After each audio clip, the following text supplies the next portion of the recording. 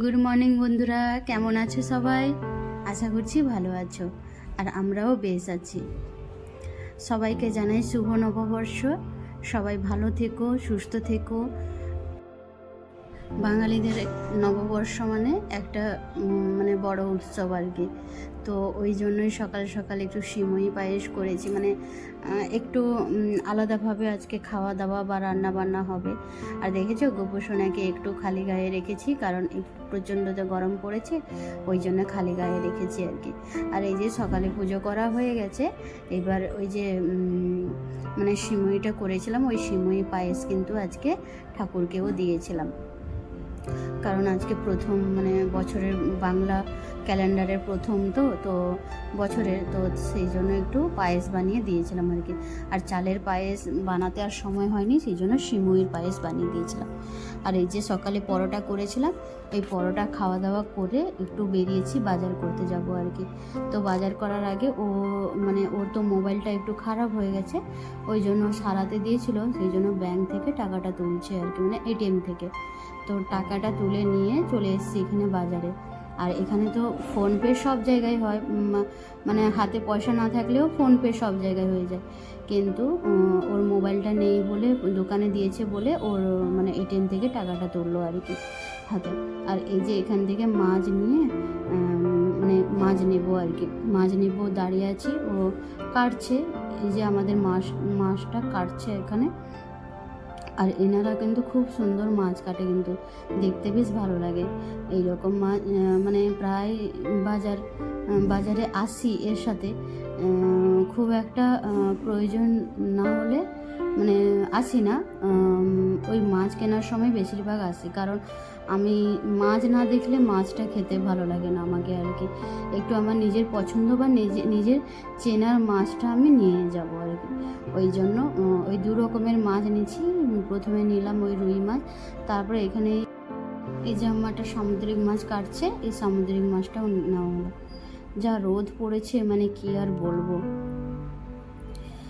ওই যে বাজার টাজার করে চলে এসে এখানে ওই কাটাকাটি লেগে গেছি। আজকে যেহেতু নববর্ষ, একটু অন্যরকম করে ওকে খাওয়ানোর ইচ্ছে আছে রান্না করে, তাই বসে গেছি। ওই কি বাজার করে এসে ওই মশলার সঙ্গে মাংস, আলু সব মাখিয়ে দিয়েছি, আদা রসুন বাটা, পেঁয়াজ, টমেটো সব কিছু তেল দিয়ে, আলু এই একসঙ্গে দিয়ে মাখিয়ে রেখেছি। তারপরে এদিকে ভাজাভাজি করতে বসেছি, 5 রকমের ভাজা আর মাংস, আর একটু লাউ মাংস করবো আর কি, লাউ দিয়ে মাংস। আর সত্যি কথা বলতে এত গরম পড়েছে, কোনো কিছু রান্না করার ইচ্ছেই নেই। তারপরে দেখো ওকে আনাজ কাটতে বসিয়ে দিয়েছি, ওই লাউয়ের খোসা ভাজবো আর কি, বেশ পেঁয়াজ দিয়ে ভাজলে খেতে ভালো লাগে। তো ওইটা ভাজবো, ওকে বললাম যে একটু এরকম করে কেটে দাও, আর এইদিকে আমি রান্নাটা করি।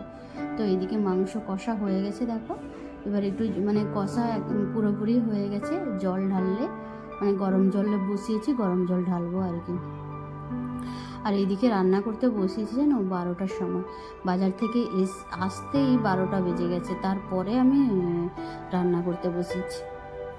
আবার তারের মধ্যে ওই হেমন্তদা ফোন করলো, আজকে কোথাও নাকি বেরোবে, ওই একটা জায়গা নিয়ে যাবে, ওখানে নাকি আমরা যাইনি, ওরা গেছিলো এর আগে, বললো যে নিয়ে যাব, চল যাবি তো। বললাম ঠিক আছে, আজকে তো যেহেতু আছে, নববর্ষ আছে, একটু ঘুরে আসছি, ওর তো ছুটিও আছে রবিবার। এই যে রান্না বান্না সব কিছু কমপ্লিট হয়ে গেছে। ওই যে লাউয়ের আলু দিয়ে তরকারি করেছি, লাউ আলু আর মাংস দিয়ে আর কি রান্না করেছি। আর ওইদিকে মাংস হয়েছে, এইদিকে 5 রকমের ভাজা, ওই উচ্ছে ভাজা, আলু ভাজা, বেগুন ভাজা, আর কুমড়ো ভাজা, আর লাউ খোসার ভাজা হয়েছে। আর এখানে স্যালাড কেটে রেখেছি আর কি। রান্না বান্না প্রায় কমপ্লিট হয়ে গেছে। ওকে বলেছিলাম তুমি কলা পাতা নিয়ে এসো, আজকে কলা পাতায় খাওয়া হবে। ও চান করার আগে কলা পাতাটা এনে রেখে দিয়ে গেছিলো, তারপর চান করে এসে একটু কেটে ওই ধুয়ে নেবে আর কি। কলা পাতা কাটতে কাটতেই অনেকটা সময় লেগে যাচ্ছে, ও একা তো কাটতেই পারছে না, একটু ধরতে হতো আর কি। আমি বলছি যে ধরবো, ও ধরতেই দিচ্ছে না, ও একা কাটবে আর কি। ঠিক আছে কাটুক। না ভালোই কেটেছে, কিন্তু ওর সাইজ একটু দেরি হয়, কি হলো ভালো করে যে কোনো কাজ করে ভালো করে করে, বেশ পরিষ্কার পরিচ্ছন্ন করে আর কি। পাতাটা উড়ে যাবে বলছি, ও শুনছেই না কোনো মতে। বলছি নাহলে আমাকে দাও, একটা ধরি আর একটা তুমি ধুও। ওই তো আমি একটা নিয়ে নিয়েছি হাতে। এইবার খাবার দাবার বাড়ছি আর কি। আর সত্যি কথা বলতে আমার কলা পাতায় খেতে ভীষণই ভালো লাগে।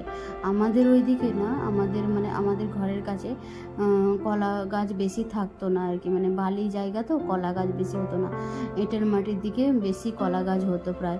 আমার মামার বাড়ির দিকে দেখেছি বেশি, বা আমার শ্বশুর বাড়িতে কলা গাছও আছে প্রায়। আর আজকে কিন্তু পুরো একটু একটু অল্প অল্প করে ভাত নিচ্ছি, কারণ মানে এতগুলো তরকারি হয়ে গেছে তো, মানে লাস্টে খাওয়া যাবে না, বা সেই জন্য অল্প অল্প করে তরকারি নিয়েছি। আর সেলাটাও কেটেছি, ওই টমেটো, পেঁয়াজ আর লেবু দিয়েছি, শসা একসঙ্গে সব কুচি কুচি করে কেটে নিয়েছি।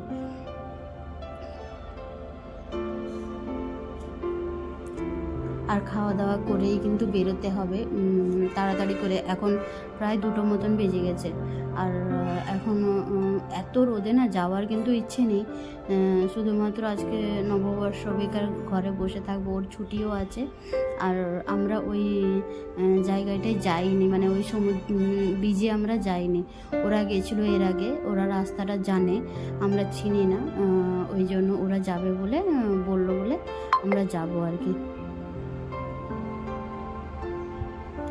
আর গেলেও মানে ঘুরে এলেও বেশ ভালো লাগে আর কি। আর আমরাও চাই একসঙ্গে ঘুরতে, বা ভালো লাগে একসঙ্গে ঘুরতে বা একসঙ্গে থাকতে, বেশ ভালোই লাগে আমাদেরও।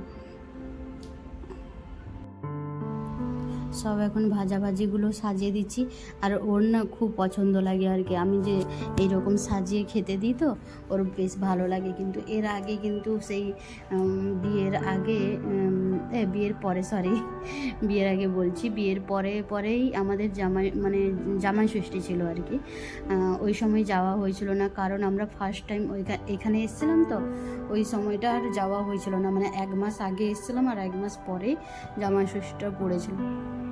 কিন্তু আমি এখানে তাকে সাজিয়ে গুছিয়ে সব কিছু রান্নাবান্না করে খেতে দিয়েছিলাম। তো মানে শাশুড়ি মা যেরকম রান্নাবান্না করে, মানে আমার মা রান্নাবান্না করে খাওয়াতো বা সাজিয়ে গুছিয়ে, ওই রকম আমিও ওকে রান্নাবান্না করে খাইয়েছিলাম। ওর বেশ ভালো লেগেছিলো।